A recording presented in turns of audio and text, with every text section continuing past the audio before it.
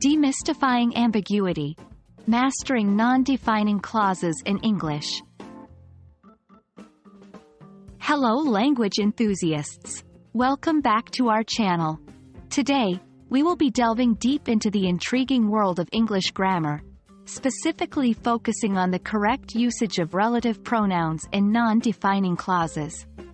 Our emphasis for today's lesson is on avoiding ambiguity, a common challenge when using these clauses.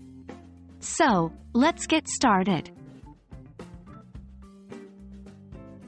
Before we venture into avoiding ambiguity, let's quickly revisit what non-defining clauses are.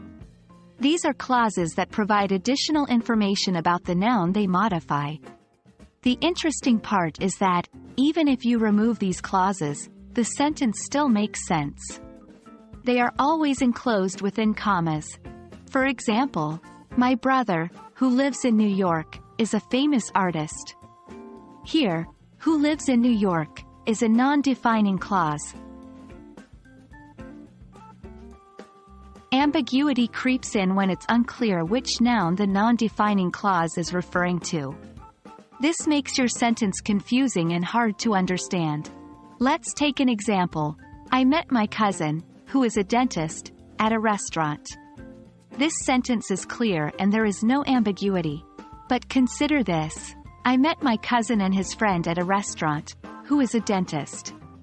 Now it's unclear who the dentist is, the cousin or his friend. That's ambiguity.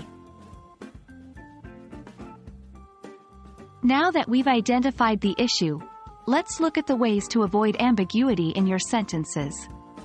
1. Reorder your sentence. Rearrange your sentence so that the relative clause is immediately after the noun it modifies.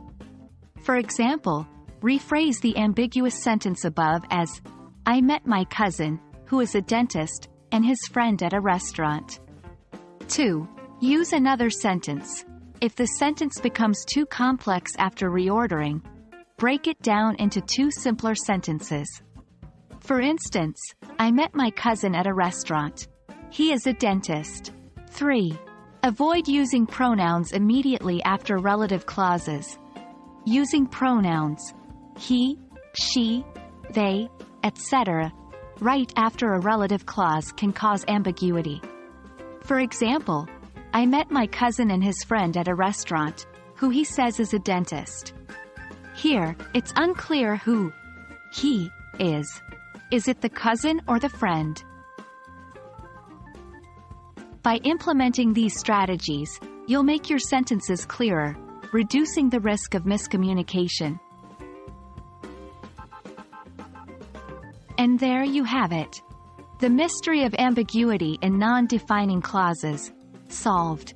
Remember, clarity is the key to effective communication, especially in language learning.